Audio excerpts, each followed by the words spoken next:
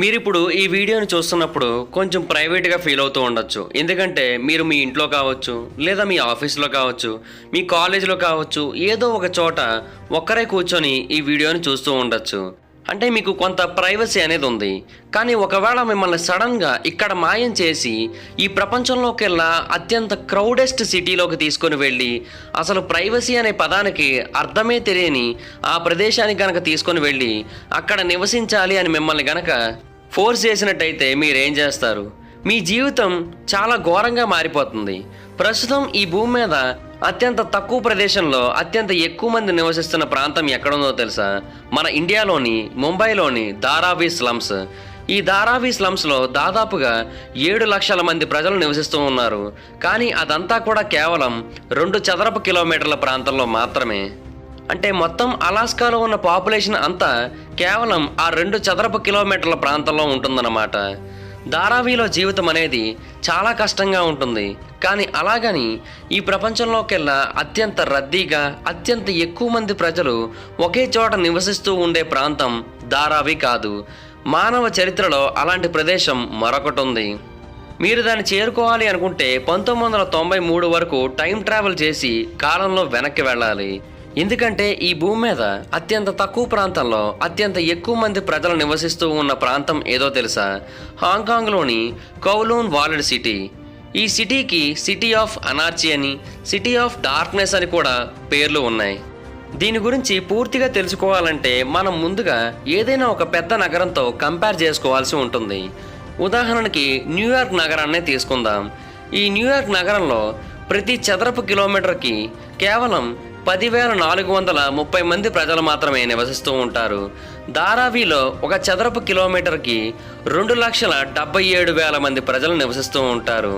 అంటే న్యూయార్క్ అంటే ధారావిలో 26 రెట్లు మంది ఎక్కువ ప్రజలు నివసిస్తూ ఉన్నారు ఒక చదరపు కిలోమీటర్కి. అదే న్యూయార్క్తో ఈ కౌలూన్ వాల్డ్ సిటీని గనక కంపేర్ చేసినట్టయితే ఈ కౌలూన్ వాల్డ్ సిటీలో ఒక చదరపు కిలోమీటర్కి 19 లక్షల మంది ప్రజలు నివసిస్తూ ఉన్నారు. అంటే కౌలూన్ వాల్డ్ సిటీ న్యూయార్క్ కంటే 182 రెట్ల ఎక్కువ మంది ప్రజల్ని కలిగి ఉంది ఒక చదరపు కిలోమీటర్కి. ఈ కౌలూన్ వాల్డ్ సిటీ అనేది కేవలం 6.5 ఎకరాల ప్రాంతంలో విస్తరించి ఉంటుంది. అంటే 4 ఫుట్బాల్ గ్రౌండ్లు ఏ స్థాయిలో అయితే ఉంటాయో ఆ సైజులోనే ఉంటుంది. ఈ కౌలూన్ వాల్డ్ సిటీలో దాదాపుగా 50,000 మంది ప్రజలు నివసిస్తూ ఉంటారు. మీరు ఒకసారి ఊహించుకోండి, మీరిప్పుడు ఒక 1,200 చదరపు అడుగులు ఉన్న కంఫర్టబుల్ డబుల్ బెడ్రూమ్ ఫ్లాట్లో నివసిస్తూ ఉన్నారనుకుందాం. కానీ సడన్గా అందులోకి మరొక 9 మందిని తీసుకొచ్చి పెట్టారనుకుందాం. అప్పుడు మీ పరిస్థితి ఎలా ఉంటుంది? అండ్ ఇది మాత్రమే కాకుండా అలాంటి రూములు మీ ఫ్లోర్లో చాలా ఉండి అలాంటి ఫ్లోర్లు 14 ఉన్నట్టయితే ఒక బిల్డింగ్కి ఎంతమంది ఉంటారో మీరే ఊహించుకోవచ్చు.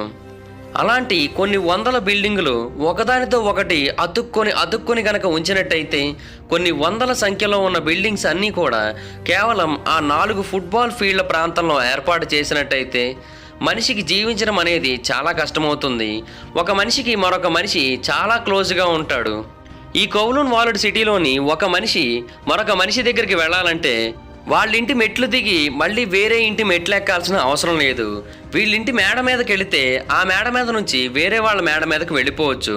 అక్కడ నుంచి చాలా సింపుల్గా చేరుకోవచ్చు వేరే వాళ్ళ ఇంటికి. ఈ కౌలూన్ వాల్డ్ సిటీలో ప్రజలు ఎలాగైతే ఇరుగ్గా పక్కనే నివసిస్తూ ఉన్నారో ఈ ప్రపంచం మొత్తంలో ఉన్న ప్రజలందరూ కూడా అలాగే నివసిస్తూ ఉన్నట్టయితే వాళ్ళందరినీ కూడా ఒక చిన్న ద్వీపంలో పెట్టేయచ్చు. ఉదాహరణకి రోడ్ ఐలాండ్ లాంటి ఒక చిన్న ద్వీపంలో పట్టించేయచ్చంట మొత్తం 760 కోట్ల జనాభాని కూడా.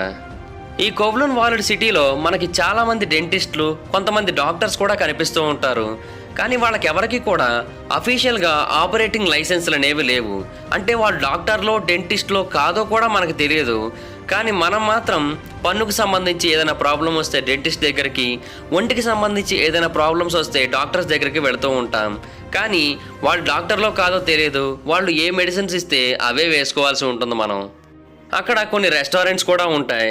అక్కడ మనకి కొన్నిసార్లు కుక్క మాంసాన్ని కూడా సర్వ్ చేస్తూ ఉంటారు. నార్మల్ టైంలో అయితే ఆ ప్రాంతంలో ఎప్పుడూ కూడా వెజ్జే ఉంటుంది. అప్పుడప్పుడైనా నాన్ వెజ్ తినాలి అని అనుకునే వాళ్ళ కోసం ఈ కుక్క మాంసం ఎదురు చూస్తూ ఉంటుంది. అక్కడ ఎన్నో వందల సంఖ్యలో బిల్డింగ్స్ అనేవి ఉంటాయి. కానీ అక్కడ ఉన్న ప్రతి బిల్డింగ్ని, ప్రతి ఇంటిని, అన్నింటినీ కలిపేలాగా అక్కడ ఉండే వీధులు ఉంటాయి. ఆ వీధులు కూడా చాలా సన్నగా ఉంటాయి. వాటిలోంచే మనం ప్రయాణించాల్సి ఉంటుంది. సైకిలు, మహా అయితే బైకు, ఈ రెండూ తప్ప ఆ వీధుల్లోంచి ఇంకేమీ వెళ్ళలేవు. ఎందుకంటే ఆ వీధులు 3 నుంచి 6 అడుగుల వెడల్పు మాత్రమే ఉంటాయి. అండ్ ఆ వీధుల్లోంచి నడిచేటప్పుడు మీరు ప్రతిసారి ఖచ్చితంగా ఒక గొడుగును పట్టుకొని వెళ్లాల్సి ఉంటుంది. ఈవెన్ అది వర్షాకాలం కాకపోయినా కూడా. ఎందుకంటే అక్కడ ఎన్నో పైపులు ఉంటాయి. ఆ పైపుల నుంచి ఎప్పుడూ కూడా వాటర్ లీక్ అవుతూ ఉంటుంది. ఎంతోమంది వాళ్ళ ఇంటిలో ఉన్న చెత్తని ఎప్పుడు ఎలా విసురుతారో తెలియదు. సో మిమ్మల్ని మీరు కాపాడుకోవాలి అనుకుంటే ఖచ్చితంగా గొడుగులు అనేవి మీకు అవసరం.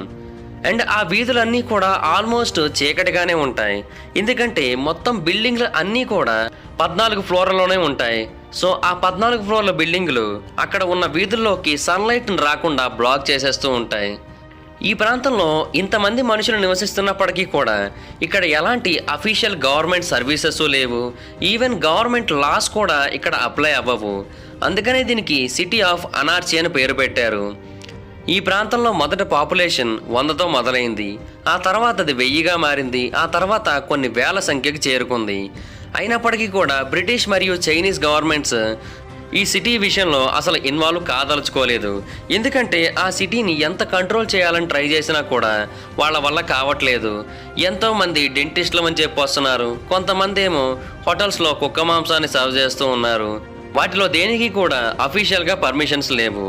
అండ్ చాలామంది వాళ్ళ ఇంట్లో ఉన్న చెత్త మొత్తాన్ని ఎక్కడ పడేయాలో తెలియక కొంతమంది కిటికీల్లోంచి బయటకు విసిరేస్తూ ఉంటారు. కొంతమంది ఏమో వాళ్ళ డాబాల మీద పడేస్తూ ఉంటారు. మరికొంతమంది వాళ్ళ డాబాల మీద నుంచి ఎదుటి వాళ్ళ మేడల మీదకి విసిరేస్తూ ఉంటారు. ఇలాంటివి ఎన్నో జరుగుతూ ఉంటాయి ఆ ప్రాంతంలో. ఇంత వరస్ట్ ప్రాంతంలో జరుగుతున్న వరస్ట్ సిచ్యువేషన్స్ గురించి మనం ఎందుకు ఇన్వాల్వ్ అవ్వడం అనుకున్నాయో ఏమో ఏ ఒక్క గవర్నమెంట్ కూడా ఈ నగరాన్ని పట్టించుకోకపోవడంతో ఈ ప్రాంతం చాలామంది చెడ్డవాళ్ళని ఎంకరేజ్ చేయడం మొదలుపెట్టింది. గ్యాంగ్స్టర్స్ అందరూ ఈ ప్రాంతానికే వచ్చి తలదాచుకునేవాళ్ళు.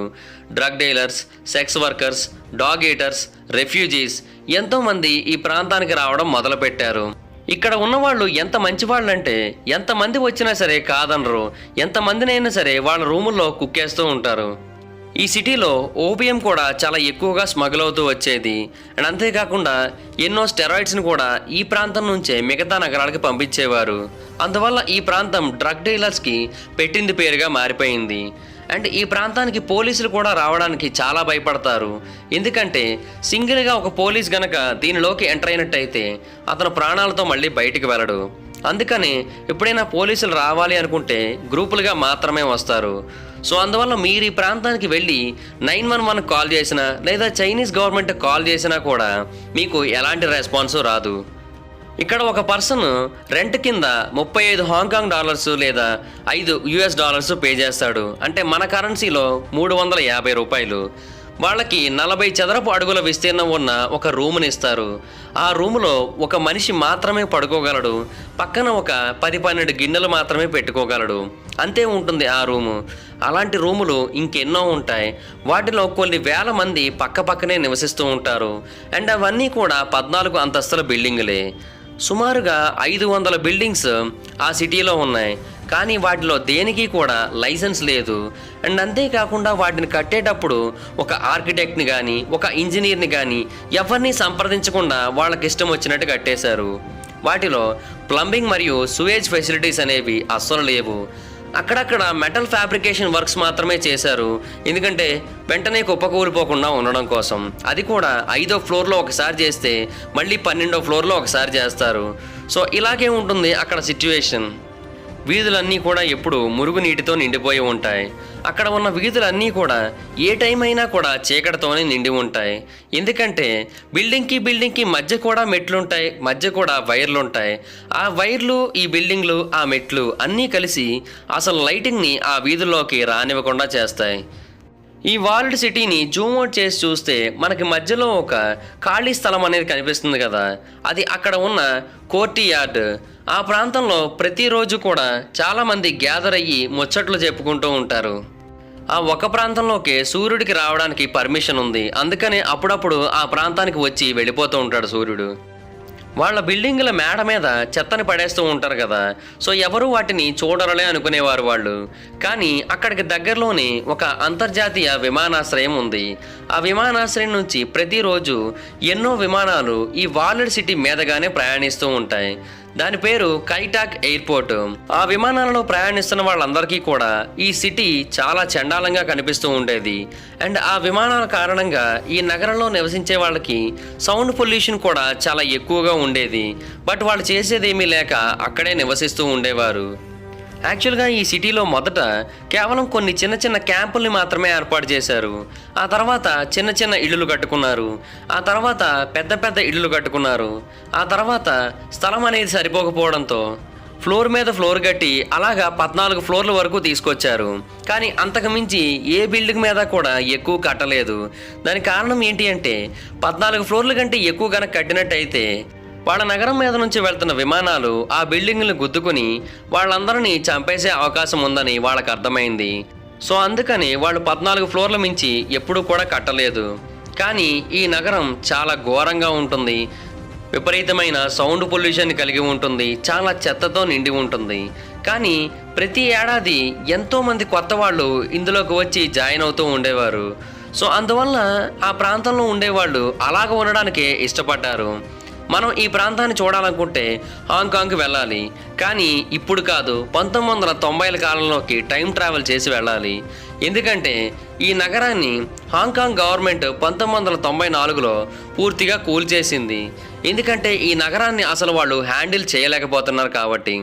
ఇప్పుడు ఆ నగరం బదులుగా ఒక పార్క్ని ఏర్పాటు చేశారు. అది చాలా పెద్ద పార్క్. అది దాని పేరు లేమ్ పార్క్.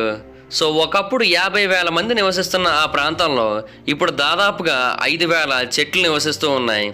కానీ అప్పటి కాలం నాటి కొంతమంది ప్రజలు ఈ నగరాన్ని ఫోటోలు తీసి ఉంచారు. ఆ ఫోటోలను బట్టి చూస్తే మనకు అర్థమవుతుంది ఈ నగరం ఎంతటి దారుణమైన పరిస్థితుల మధ్య ఉండేదో. సో చూశారు కదా, ఇది ఈ ప్రపంచంలోకెల్లా అత్యంత క్రౌడెస్ట్ సిటీ గురించిన ఇన్ఫర్మేషన్.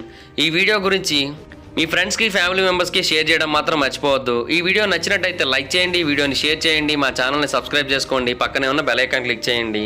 Thank you guys. ఒకవేళ నా ఇన్స్టాగ్రామ్లో నన్ను ఫాలో అవ్వాలనుకుంటే నా ఇన్స్టాగ్రామ్ ఐడి జబర్దస్త్ మహీధర్, మీరు అక్కడికి వచ్చి నన్ను ఫాలో అవ్వచ్చు. Thank you guys, bye.